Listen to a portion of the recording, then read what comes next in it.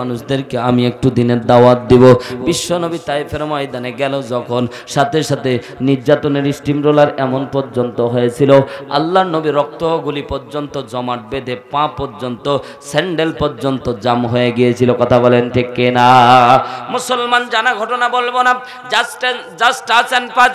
ও মুসলমান গভীর লক্ষ্য করেন, বিশ্বনবী যখন তায়েফের ময়দানে গেলেন, আল্লাহর নবী দিনের দাওয়াত দিতে গিয়ে কাফের মুশরিকরা এত পরিমাণে নির্যাতন করেছিল আল্লাহর নবীকে।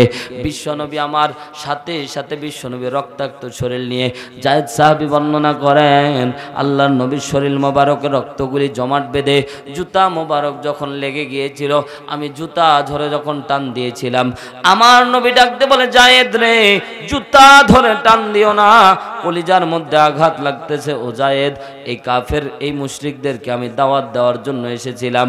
বিশ্ব নবীর সামনে জিবরাইল আমিন এসে বলছেন, ইয়া রাসূলুল্লাহ, ইয়া হাবিবাল্লাহ,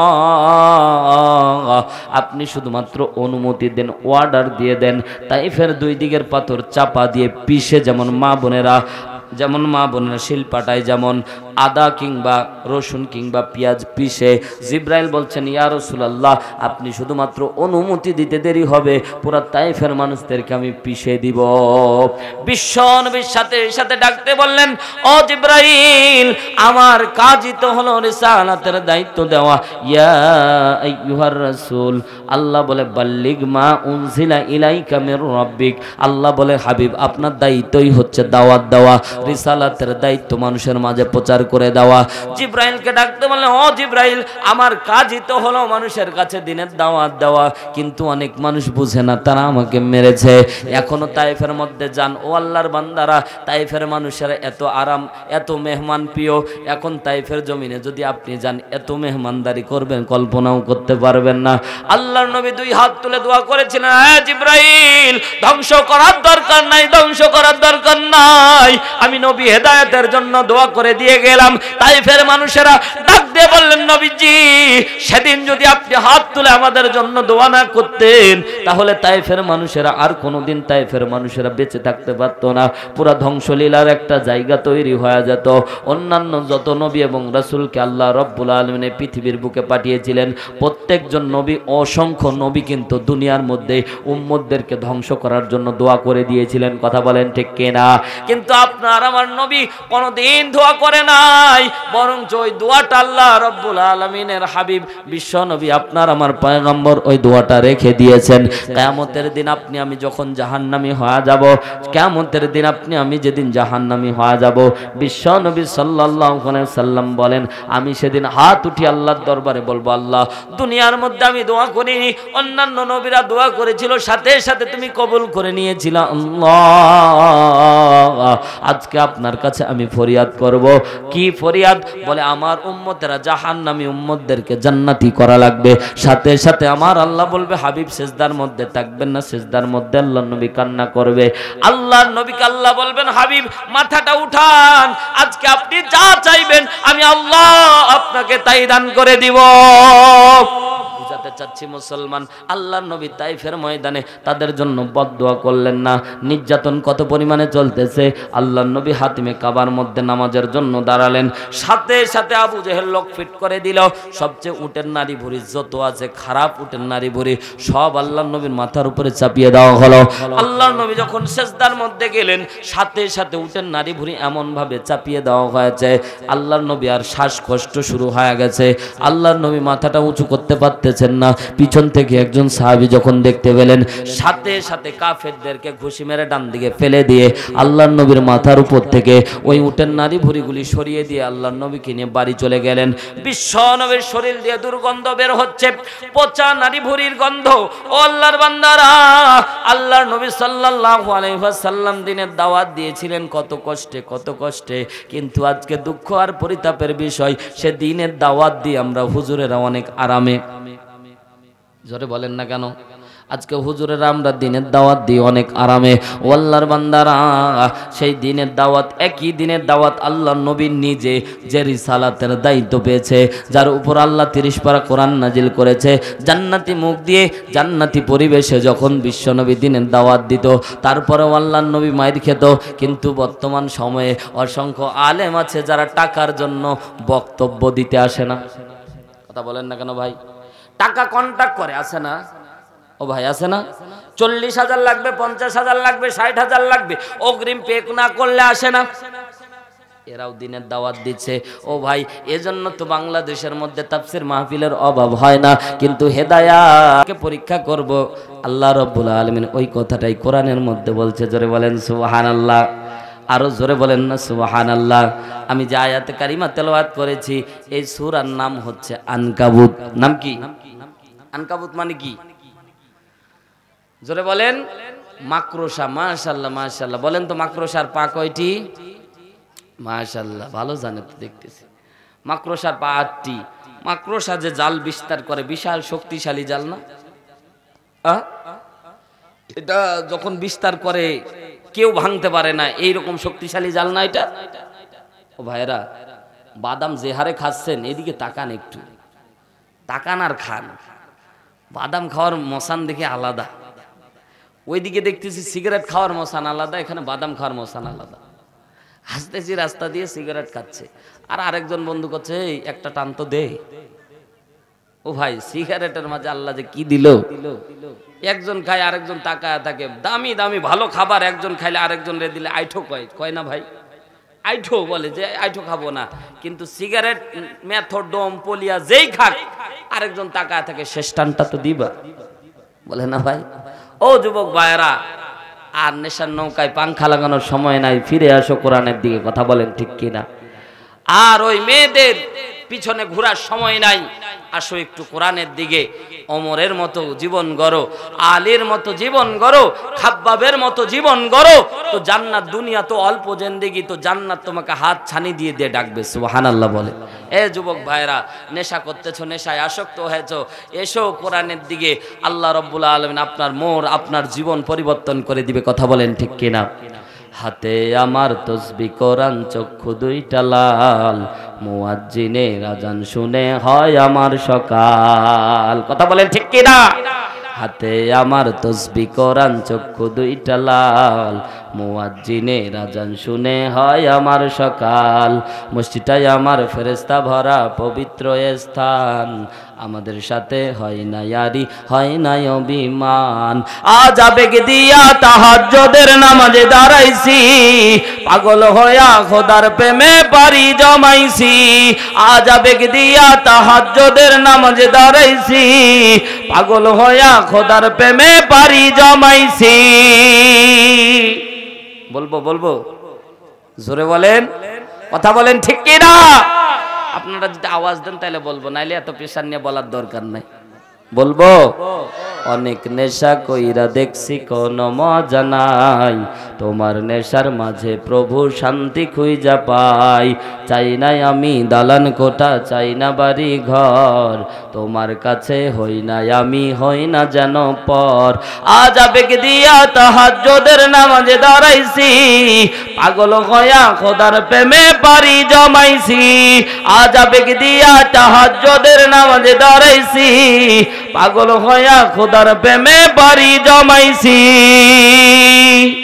কোরআন আর নবীর সুন্নাত আমার অন্তরাই, নবীর সুন্নাত এখন আমায় দিনের পথ দেখায়। ঠিক কিনা?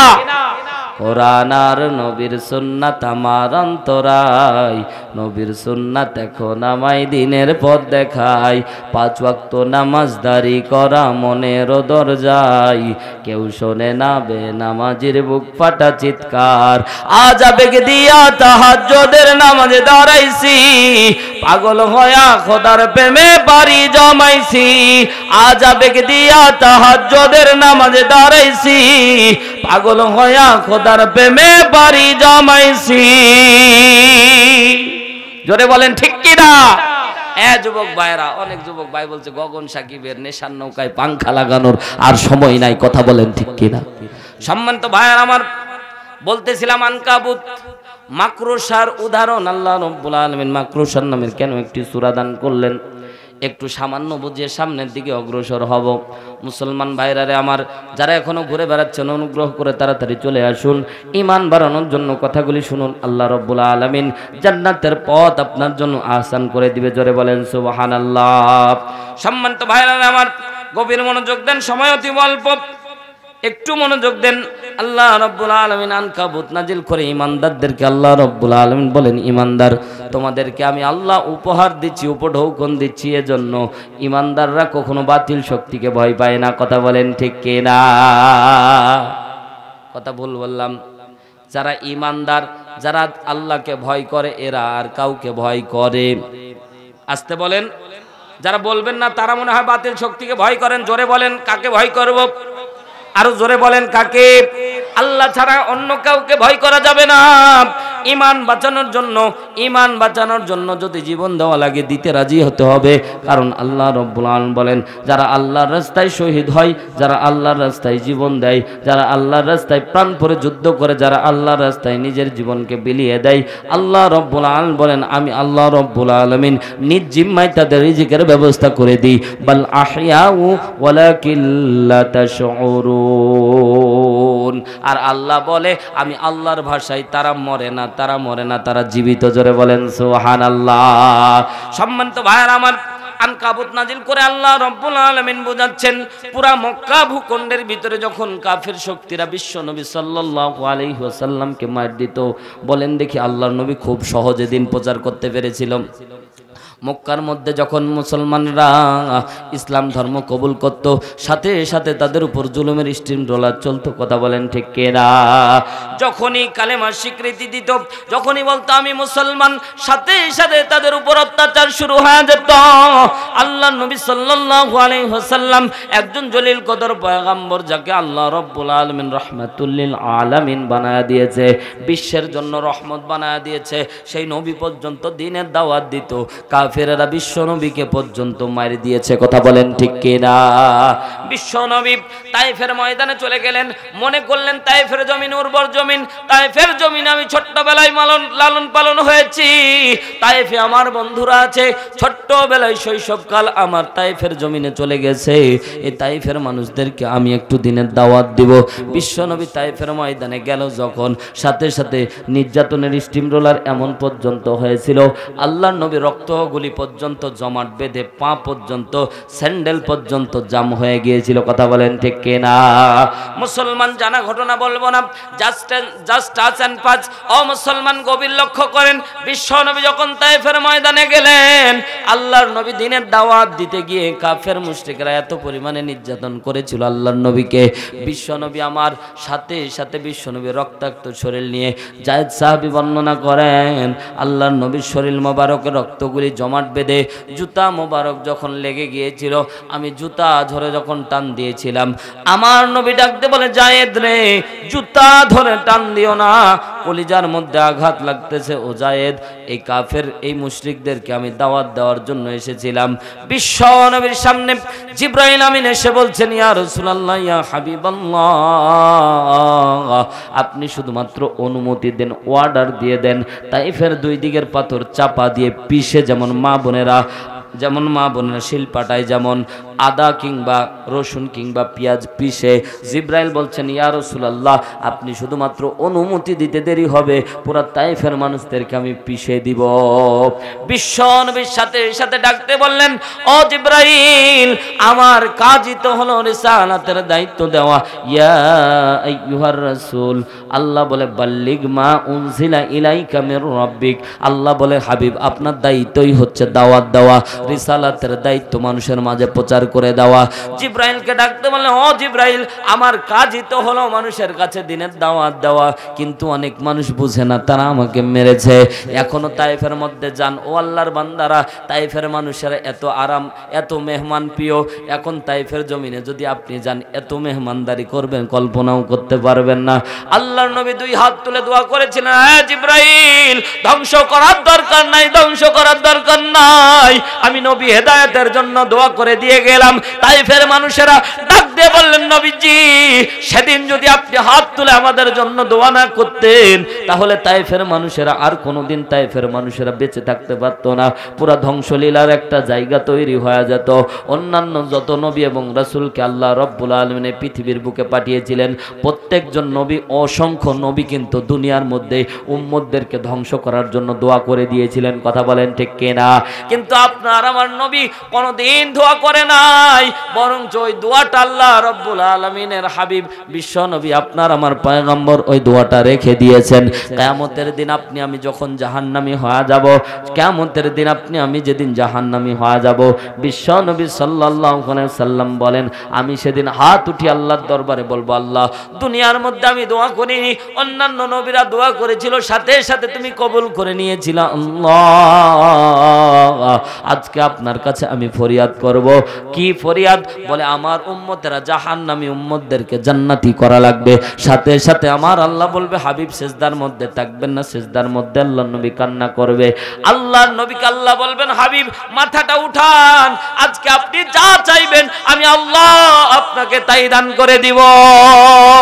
বুঝাতে চাচ্ছি মুসলমান, আল্লাহর নবী তাইফের ময়দানে তাদের জন্য বদদোয়া করলেন না। নির্যাতন কত পরিমাণে চলতেছে, আল্লাহর নবী হাতিমে কাবার মধ্যে নামাজের জন্য দাঁড়ালেন, সাথে সাথে আবু জেহেল লক ফিট করে দিল। সবচেয়ে উটের নারী ভুঁড়ি যত আছে, খারাপ উটের নারী ভুঁড়ি সব আল্লাহর নবীর মাথার উপরে চাপিয়ে দেওয়া হলো। আল্লাহর নবী যখন সিজদার মধ্যে গেলেন, সাথে সাথে উটের নারী ভুঁড়ি এমন ভাবে চাপিয়ে দেওয়া হয়েছে, আল্লাহর নবী আর শ্বাসকষ্ট শুরু হয়ে গেছে। আল্লাহর নবী মাথাটা উঁচু করতে পারতেছেন না। পিছন থেকে একজন সাহাবী যখন দেখতে পেলেন, সাথে সাথে কাফেরদেরকে ঘুষি মেরে ডান দিকে ফেলে দিয়ে আল্লাহর নবীর মাথার উপর থেকে ওই উটের নারী ভুঁড়িগুলি সরিয়ে দিয়ে আল্লাহর নবীকে নিয়ে বাড়ি চলে গেলেন। বিশ্ব নবীর শরীর দিয়ে দুর্গন্ধ বের হচ্ছে, পচা নারী ভুঁড়ির গন্ধ।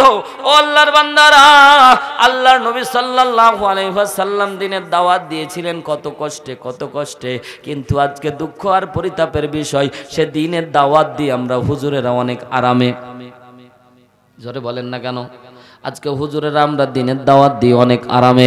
ও আল্লাহর বান্দারা, সেই দিনের দাওয়াত, একই দিনের দাওয়াত আল্লাহর নবী নিজে যে রিসালাতের দায়িত্ব পেয়েছে, যার উপর আল্লাহ 30 পারা কোরআন নাজিল করেছে, জান্নাতি মুখ দিয়ে জান্নাতি পরিবেশে যখন বিশ্বনবী দিনের দাওয়াত দিত, তারপরেও আল্লাহর নবী মাইর খেত। কিন্তু বর্তমান সময়ে অসংখ্য আলেম আছে যারা টাকার জন্য বক্তব্য দিতে আসে না। কথা বলেন না কেন ভাই? টাকা কন্ট্যাক্ট করে, আছে না? ও ভাই আছে না? 40,000 লাগবে, 50,000 লাগবে, 60,000 লাগবে, অগ্রিম পে না করলে আসে না। এরাও দিনের দাওয়াত দিচ্ছে। ও ভাই, এজন্য তো বাংলাদেশের মধ্যে তাফসীর মাহফিলের অভাব হয় না, কিন্তু হেদায়াত